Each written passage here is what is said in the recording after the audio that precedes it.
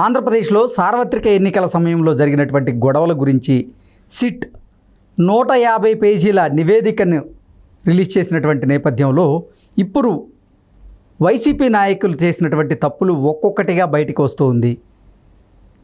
పిన్నెల రామకృష్ణారెడ్డి చేసినటువంటి దాష్టికం బయటకు వచ్చిన నేపథ్యంలో చెవిరెడ్డి భాస్కర్ రెడ్డి చేసినటువంటి తప్పులు కూడా బయటికి రాబోతున్నాయి అంటూ కొన్ని వార్తలు ఇప్పుడు సోషల్ మీడియాలో చక్కర్లు కొడుతున్న నేపథ్యంలో ఈ అంశం మీద మనతో మాట్లాడేందుకు ప్రముఖ రాజకీయ విశ్లేషకులు, ప్రముఖ సీనియర్ జర్నలిస్ట్ సిఎస్ రావు గారు మనతో ఉన్నారు. ఆయనతో మాట్లాడదు.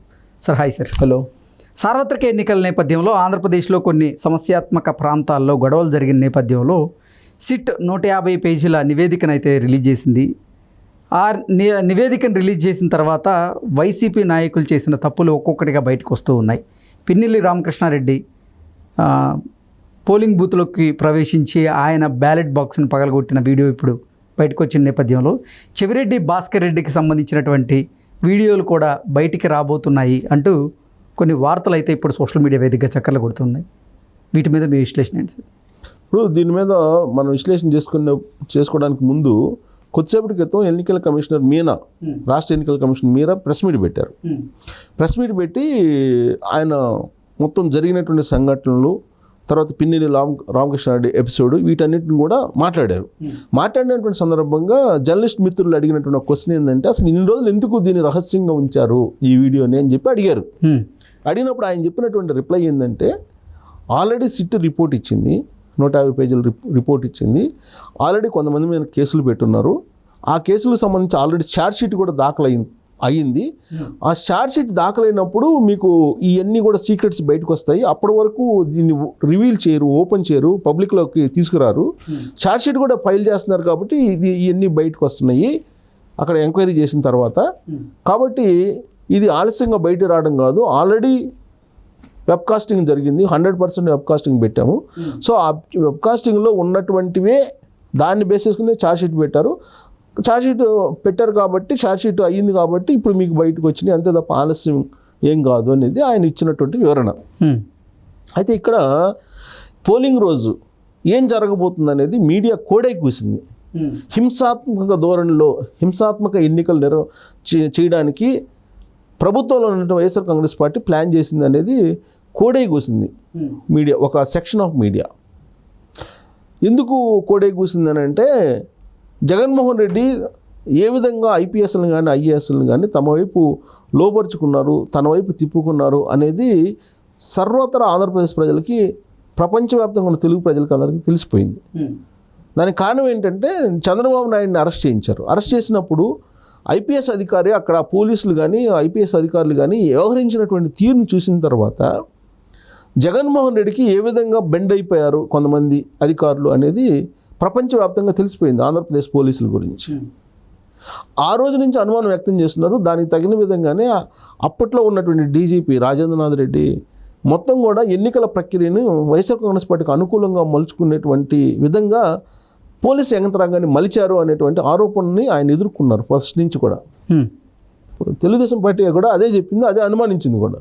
అట్ ద సేమ్ టైం మిగతా యంత్రాంగాన్ని జవహర్ రెడ్డి, చీఫ్ సెక్రటరీ ఉన్న జవహర్ రెడ్డి వైఎస్ఆర్ కాంగ్రెస్ పార్టీకి జగన్మోహన్ రెడ్డికి అనుకూలంగా మలిచేటువంటి ప్రయత్నం చేశారు అనేది ఆయన మీద కూడా ఉన్నటువంటి ఆరోపణ.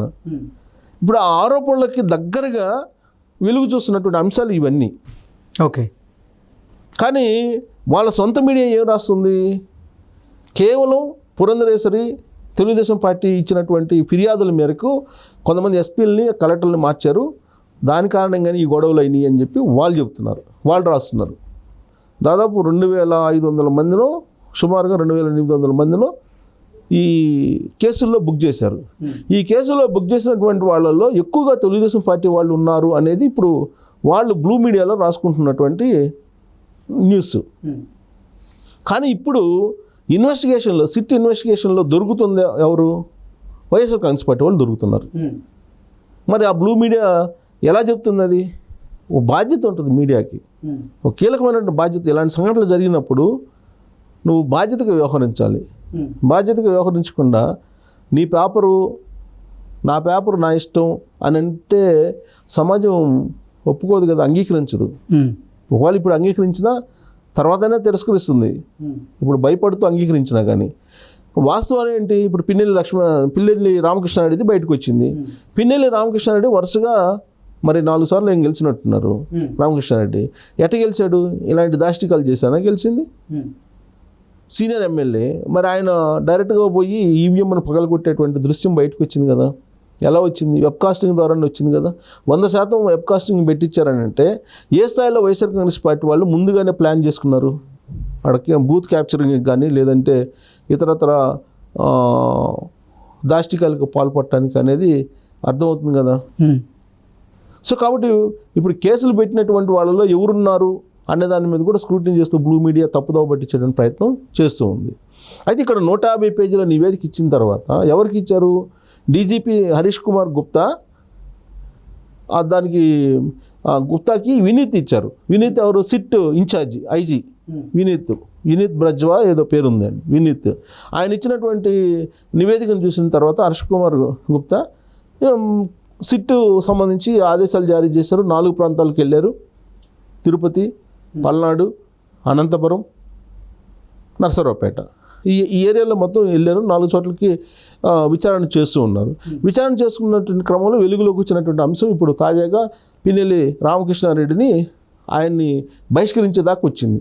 ఇప్పుడు ఆయన మీద ఈసీ ఎలాంటి చర్యలు తీసుకుంటుందో చూడాలి. 1, 2 వీటన్నిటికీ కారణం ఏంటంటే చీఫ్ సెక్రటరీ అసలు ఎలక్షన్ పోలింగ్ ముగిసిన తర్వాత సమీక్ష చేశారా, ఎక్కడేం జరిగింది అనేది. ఇప్పుడు ప్రతి కలెక్టరేట్ల ఆఫీస్లో, లేదా ప్రతి డీజీపీ ఆఫీస్లో, ప్రతి ఎస్పీ ఆఫీస్లో, ప్రతి కలెక్టర్ ఆఫీస్లో కమాండ్ అండ్ కంట్రోల్ రూమ్ ఉంది కదా, వాళ్ళు పర్యవేక్షిస్తుంటారు కదా. ఆ రోజున సంఘటన జరిగినప్పుడు ఇమీడియట్గా వీళ్ళు ఎందుకు డిప్లాయ్ కాలేదు, ఎప్పటికీ అక్కడికి వెళ్ళలేదు, ఎందుకు వెళ్ళలేకపోయారు? ఇవన్నీ కూడా స్క్రూటినీ చేసి మొత్తం నివేదిక అయితే ఇచ్చారు, ప్రాథమిక నివేదిక ఇచ్చారు. దాని మీద లోతుగా ఇంకా అధ్యయనం చేయాలని చెప్పి చెబుతున్నారు వాళ్ళు, సిట్ వాళ్ళు.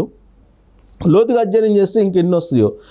ఇప్పుడు మళ్ళీ గురజాలకు సంబంధించినటువంటి ఇష్యూస్ ఉన్నాయి. అలాగే నర్సరావుపేటలో దాడులు చేశారు, నర్సరావుపేటతో రావాలి. అలాగే సత్యనపల్లిలో కూడా ఇదే జరిగింది, హత్యాయత్నం జరిగింది కదా. ఈ హత్యాయత్నం జరగడానికి కారణం, తర్వాత హత్యాయత్నం ఎవరు చేయబోయారు, దీనికి సంబంధించి కేసు ఫైల్ చేసేటప్పుడు కూడా అక్కడ అసలు వాళ్ళని పెట్టలేదు, తెలుగుదేశం పార్టీ వాళ్ళని పెట్టారని చెబుతున్నారు. అసలు వైఎస్ఆర్ కాంగ్రెస్ పార్టీ వాళ్ళు దాడులు చేసినట్టు క్లియర్గా వీడియోలు ఉన్నాయి. అక్కడ సుత్తి ఒకటి తీసుకొచ్చారు, కత్తులు, కటార్లు, గొడ్డళ్ళు అన్నీ తీసుకొచ్చారు. అసలు ఎలాంటి మారణాయుధాలు వాడలేదని చెప్పి అక్కడ కలెక్టర్ నివేదిక ఇచ్చాడు. ఆ నివేదికని ఎలక్షన్ కమిషన్కి పంపించారు. ఎలక్షన్ కమిషన్ కూడా అదే ఇచ్చింది. కాబట్టి అక్కడ జరిగింది ఏందనేది ఇప్పుడు తెలియాలి కదా. ఇప్పుడు సిట్ విచారణ చేస్తుంది. ఇప్పుడు ఏ విధంగా అయితే పిన్నెల్లి రామకృష్ణారెడ్డి వ్యవహారం బయటకు వచ్చిందో, చంద్రగిరిలో కూడా చెవిరెడ్డి చేసినటువంటి వ్యవహారం మొత్తం బయటకు రావాలి, బయటకు వస్తుంది. ఇప్పుడు అక్కడ పులివర్తి నాని మీద హత్యాయత్నం జరిగింది వాస్తవం కదా. విచిత్రంగా హత్యాయత్నం సెక్షన్ కూడా పెట్టకుండా వాళ్ళు కేసు ఫైల్ చేశారు. ఇప్పుడు అది కూడా బయటకు వస్తుంది. అది కూడా బయటకు వస్తే కానీ అసలు ఆ రోజు ఏం జరిగింది అనేది మొత్తం బయటకు వస్తే అప్పుడు చెవిరెడ్డి కూడా ఇప్పుడు పిన్నెల్లి రామకృష్ణారెడ్డి లాగా ఇప్పుడు దొరికేటువంటి అవకాశం ఉంది పోలీసులకి. మరి ఇది బయట పెట్టారు కానీ అది ఇంకా బయట పెడతారా లేదని చూడాలి మనం. Okay sir, thank you so much. Thank you.